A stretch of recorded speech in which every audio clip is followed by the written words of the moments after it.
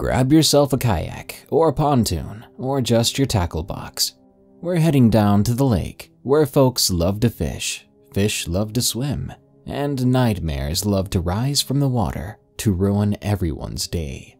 These are allegedly true scary stories about disturbing things seen at lakes. If you have a scary story of your own, share it with us at darkstories.org for a chance to have it narrated.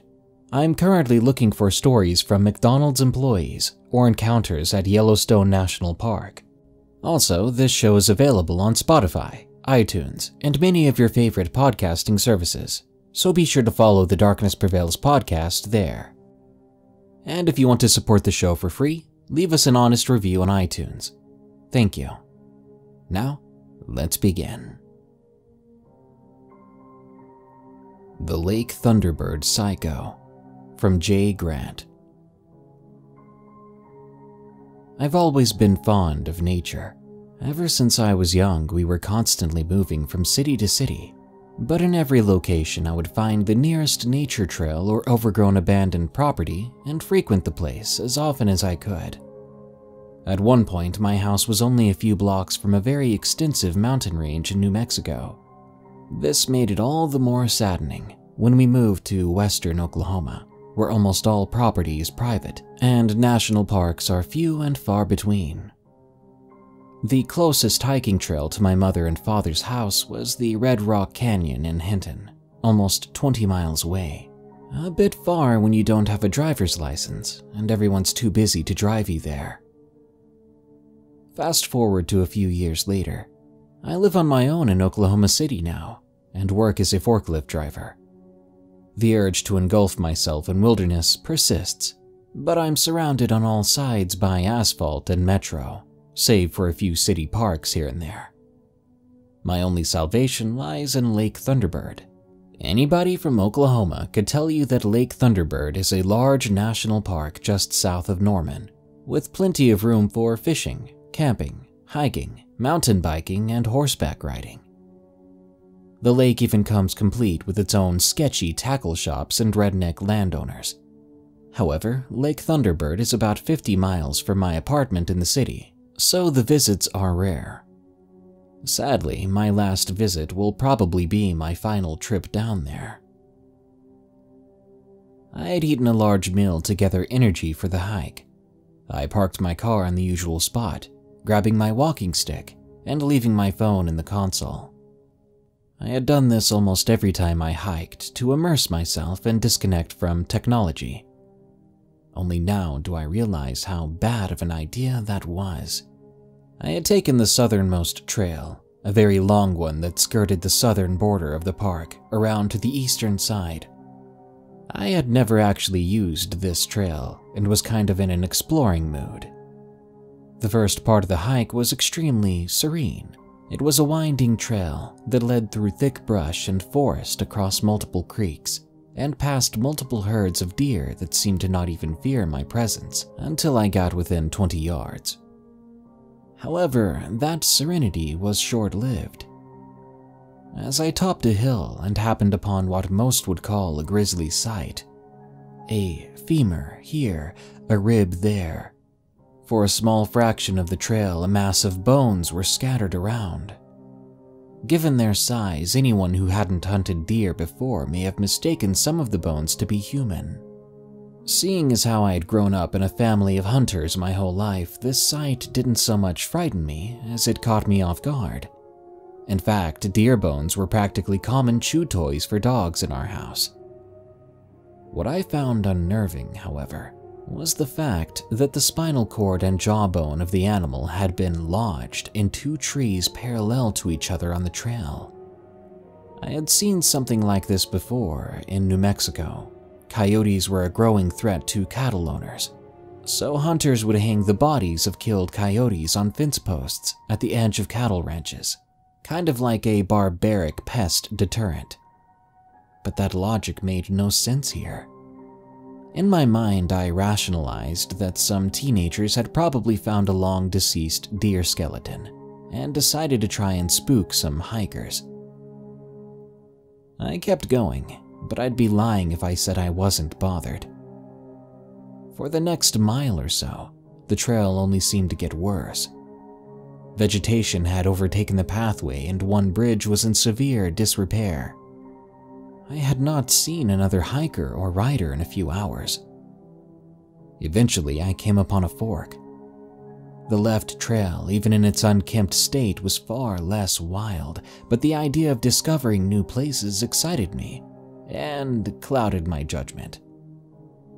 I went right, and I very quickly came upon a barbed wire fence that had been cut. I hadn't put two and two together at the moment, but I had just crossed out of the park. Almost immediately, the density of the forest tripled. The canopy seemed to swallow the area in darkness. One thing I noted was that insects in the area were particularly thick. I was constantly swatting at flies buzzing around me. After what had to have been about 30 to 40 minutes of trekking, I started to hear a rhythmic sound in the distance. The metallic grinding of steel on dirt and rock, followed by the sound of dirt falling on dirt. No mistaking it, someone nearby was digging. I don't know if it was that I'd finally realized the oddity of the situation, or I just didn't want to disturb whoever was digging, but I elected to avoid the direction of that sound. I went further into the brush to follow the trail from the side. There wasn't much of a trail to follow anymore anyway. As I passed the direction of the sound at a great distance, I got just a glimpse of the digger. How far away I was, I couldn't see any details, but I could see that they were wearing an old torn coat and a black flop hat with long black curly hair cascading from beneath. I remember remarking to myself how sinister the spectacle was, but told myself that he was probably just a camper snuffing out a fire, and I kept on moving. Not but 2 or 3 minutes later, after I'd passed, the digging sound stopped, which only served to feed my unease. As much as I tried to keep a level head, I was already starting to panic, and just when I was ready to turn in the other direction, I found a large campsite that sent a shiver down my spine. There was one tent, big enough to act as a small house. All around the camp were several axes, hammers, knives, and even a few guns. Multiple sealed crates and barrels littered the center. Off into the trees were 3 pickups with a thick layer of dead leaves, suggesting they had at least been sitting there since last fall, 6 months ago at that point. On the left side of the tent hung 4 deer carcasses that had already been skinned, bled, and dehorned, their antlers piled up on the side. If I had just a little bit longer to look, I'm sure I would have found worse, but almost as soon as I paused to take the place in, I heard the rapid crunching of leaves and branches snapping to my left. As I reeled back in shock, I saw the same figure from before, but much closer. They were stepping quickly towards me. I could now see he was a gargantuan man, clean-shaven, holding a shovel in his left hand and what looked to be a blood-covered axe in the other. His gait as he trampled bushes and small trees in my direction I could only describe as a Jason Voorhees walk. The blood drained from my face, and my stomach dropped to my feet as my legs seemed to start running without me telling them to. I slipped in a small mud puddle and briefly fell to the ground before bolting back the way I'd come. But I'd only run about 6 seconds before a gunshot rang out and a bullet whizzed past my head, blowing out my left eardrum and shattering a nearby tree into splinters. I grabbed my ear reflexively, in pain, and ducked down, trying to take cover while sprinting. Another shot rang out, hitting the branches just above me. 3 more shots would ring out as I put as much distance behind me as I could, but the shots hit further and further away, as if he was hoping a stray bullet would catch me. When I passed the barbed wire fence, I looked back to see if he was following me. No movement, no noise. But I wasn't taking chances. I ran to the ranger station, and I made it, drenched in sweat and hyperventilating. I told the rangers on duty what had happened to me.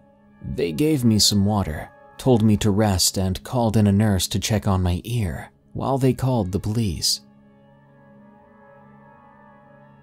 After several long hours of answering questions and waiting for results, the police returned and said the camp had been torn down and abandoned with nothing left but tent stakes, rifle casings, various animal parts, and 2 of the 3 pickup trucks.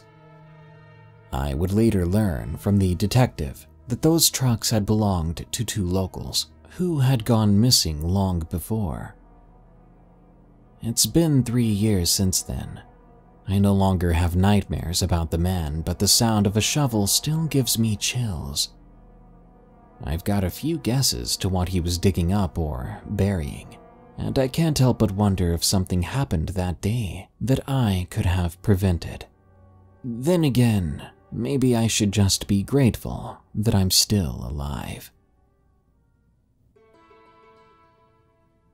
Our first real date. From Aquatic Fanatic. This happened to me and my now wife when we were on our first date. It was at my parents' house, which is located near a beach, and the sea goes into a stream that runs next to the house into a lake. There are sharks in the stream, but somehow never in the lake. On this particular night, I found out that my father was right, and why there were no sharks in that lake. It was a warm autumn day when we all heard a car door slam shut. I peeked through the blinds and saw that our new neighbors had arrived. 14-year-old me ran downstairs, of course, to peek out the front door window to look at the new neighbors. First, I saw a big, muscular man followed by a woman that seemed the same age as the man. But then, out of the car came a gorgeous blonde girl my age. I couldn't stop gazing at her until a shout startled me and made my heart nearly beat out of my chest. "Glad I finally got your attention," I heard my mom say. She then looked out the window and then said, "Oh, I see. She's very pretty, isn't she?" My face turned red and I just stuttered.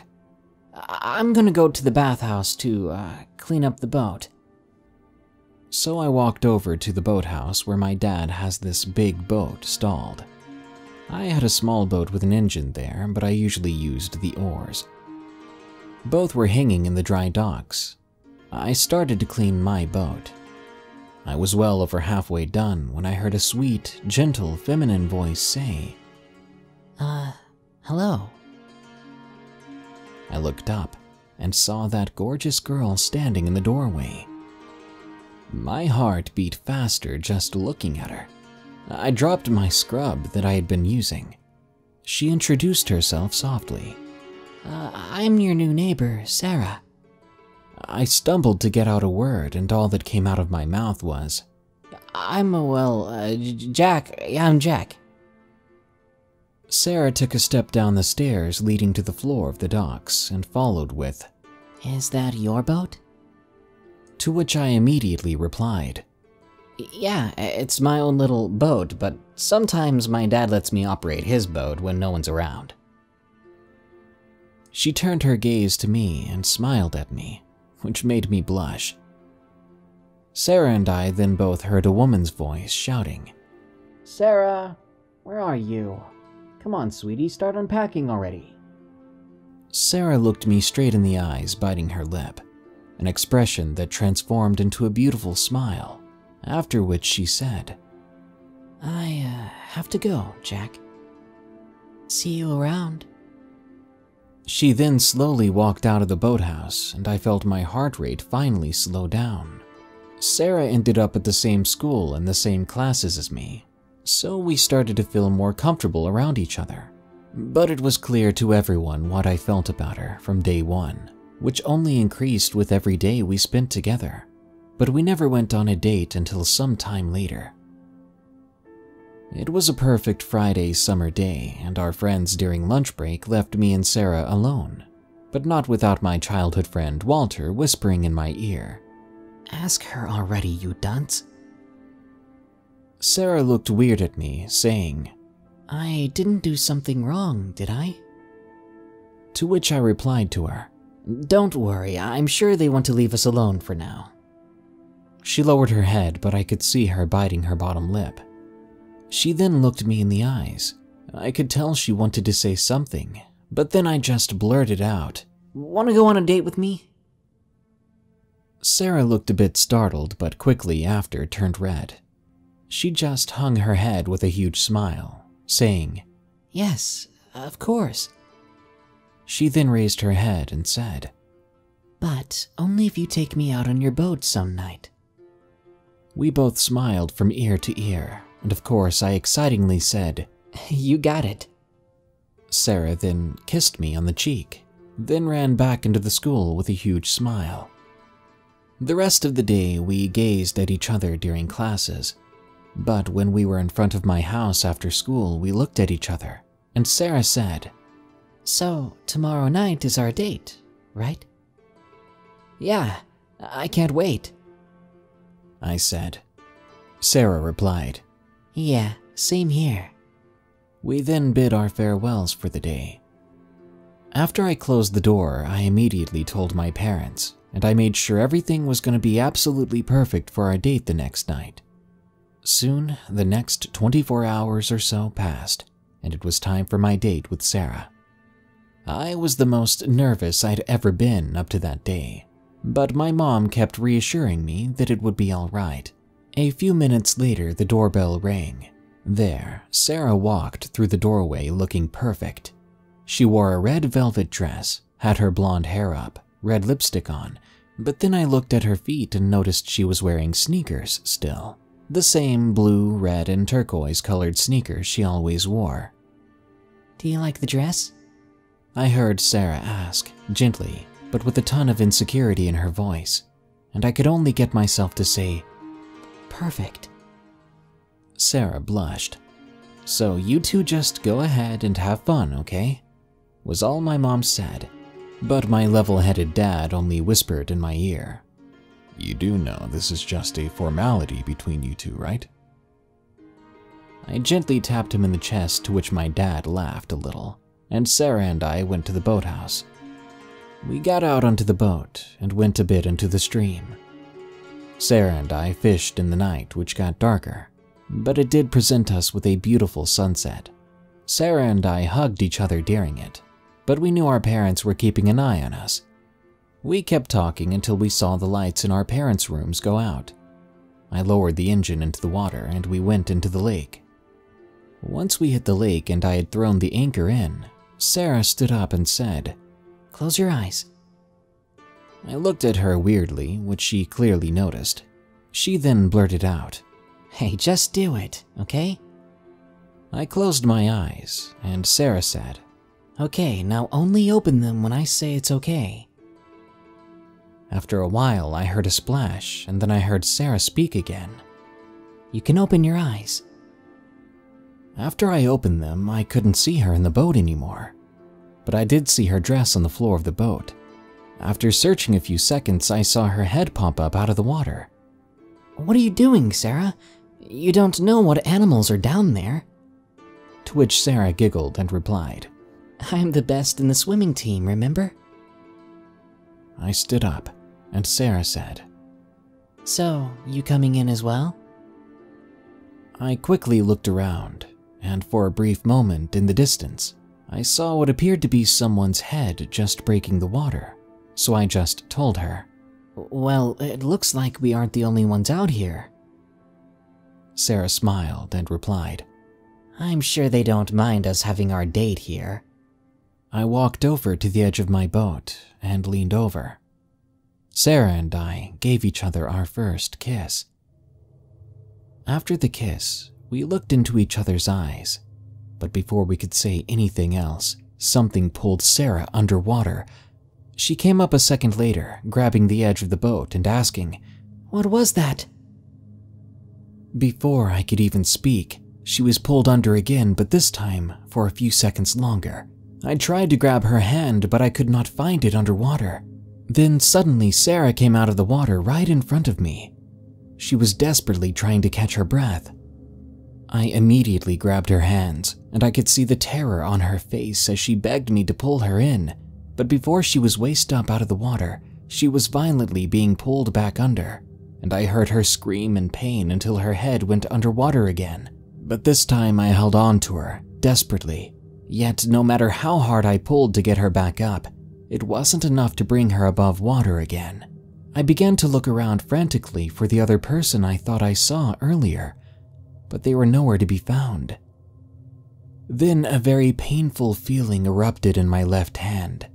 Out of instinct, I let go of Sarah's hand. Before I realized what I'd just done, I began to frantically put my hands back in the water, hoping to feel the hand of Sarah and to get her to safety.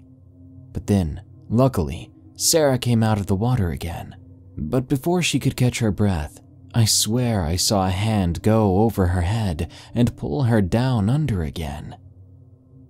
Luckily, I was able to grab Sarah's hand this time. I made a promise to myself that I would not let go of her. I had a hold of one of her arms, and I could feel her soft hand trying to grab for mine. Once again, I could not pull her out of that water.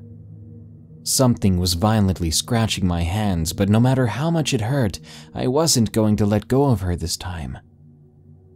I began to feel the muscles in Sarah's arm going limp. With one last burst of energy, I managed to yank her out of the water.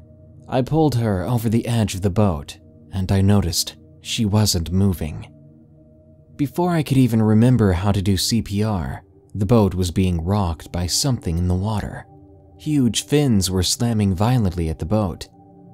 I put the engine in the water, and I went as fast as it could go. I made it to the edge of the lake near the stream's start. Then I looked back toward the water. I saw a head rising from the surface, and I swear I heard a voice, sharp and feminine.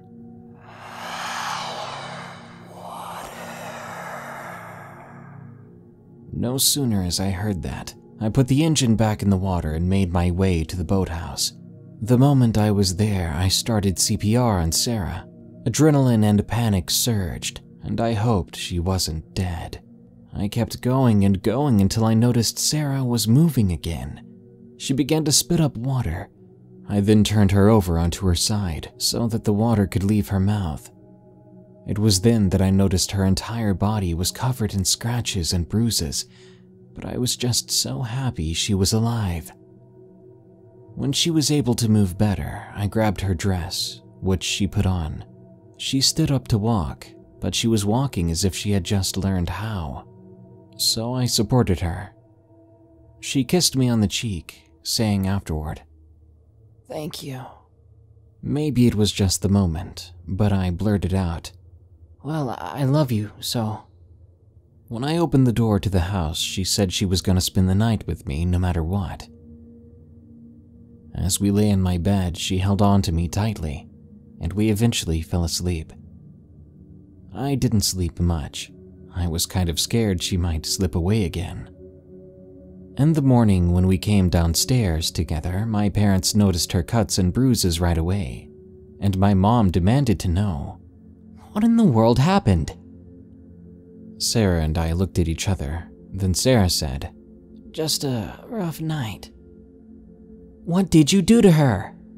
My mom interrogated me, but Sarah let her know it was not me. For the next 6 months or so, Sarah had a lot of trouble going into the water again. She nearly lost her position on the swim team. Even still, she doesn't go swimming in open water, and I don't think she ever will. I have a scar on my left hand between my middle finger and index finger as a reminder of that night. But the two of us, we're okay. We're happily married, with a little bit of aquaphobia.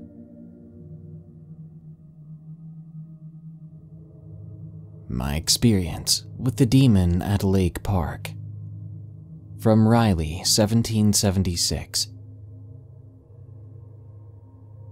You may have heard a story by Brett about a demon at Lake Park.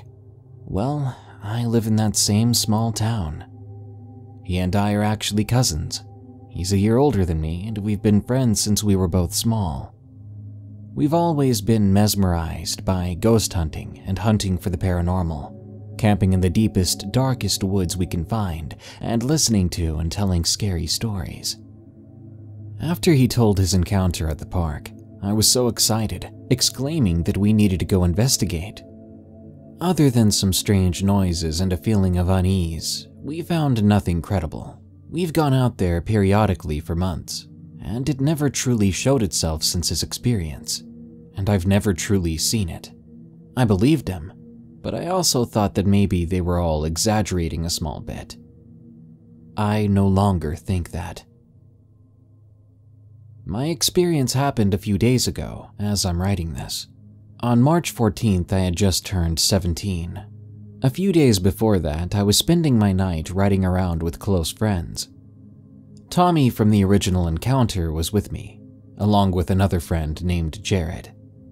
We had been riding around for hours at that point, and somewhat avoided the park upon Tommy's request for family reasons. However, after some negotiating, he finally agreed, but said that he wouldn't look in its direction. Tommy was in the front and Jared was in the back of my blue Chevy, and we headed out to the park. Jared was more of a skeptic than me and Tommy, so he didn't pay much attention. With the music playing and me and Tommy in the middle of a conversation, we made our way down that dark road. We soon saw the light poles through the trees, which prompted Tommy to pull up his hood and look at his phone. I simply grinned and rolled my eyes at him as we slowly drove by the park. I rolled down my window and put my truck in park. I waited to see if anything would happen. We sat there for 5 minutes or so. I was the only one paying attention. After a while, I began to put my truck into drive again, but then I took another look, and I froze. There, sticking out from behind a tall tree, was an unusually tall shadow. It was slightly illuminated by the light pole. I stared at this thing for a good 30 seconds before I saw it shift. It was looking as if it was going to start moving towards me. I slammed on my gas and screamed, "To heck with that." I floored it to the lake that was just over the hill. I sat there in the parking lot of the lake, attempting to catch my breath. Suddenly, Tommy sat forward and asked me, "You saw it, didn't you? That's the first time you've seen it. Man, I don't want to sit here if you did. We're way too close to that park." He was right. We were maybe 300 yards from the park. But we had a problem. To get back to town, we had to drive right back by the park. "Yeah, I guess you're right," I said to him. I took a deep breath and prepared to drive by it. Tommy already had his head down, and Jared had AirPods in, paying zero attention to what was going on. As we made our way down that hill, the park came into view, and my heart sank. There, standing in the middle of the light, was the figure. I had a good view of it now. It looked tall before, but now I could tell it was at least 8 feet tall, with disturbingly long arms. But the most horrifying thing was its eyes, deep, endless pools of red, staring right at me. I heard no voices or screams. I simply yelled a curse and flew down that old road full of potholes. I didn't slow down until we reached a stop sign. There I stayed put, trying to catch my breath again. I told Tommy and Jared I was ready to go home. They agreed and said that if I needed them to let them know. It was a short drive to everyone's houses, and I finally headed for my place after that. When I got in, it was around 11:30. No one was awake, so I simply walked to my room. I said a quick prayer and tried to fall asleep. After a few hours of jumping at every little sound, tossing and turning all night, I finally fell asleep. When I awoke the next morning, I felt a strong burning sensation on my left thigh. I quickly rushed to my bathroom to see what it was. I nearly threw up. On my thigh, there were 3 paper-thin scratches. It may have been scratches, but it felt as if someone had taken a knife to my leg. For lack of a better word, I was terrified, wondering to myself if that thing followed me home. Nothing has happened since then. I've only driven by that park once. I plan to go back to see if I can get any kind of hard evidence, but it's gonna take a little bit to work up that courage. I'll keep you posted.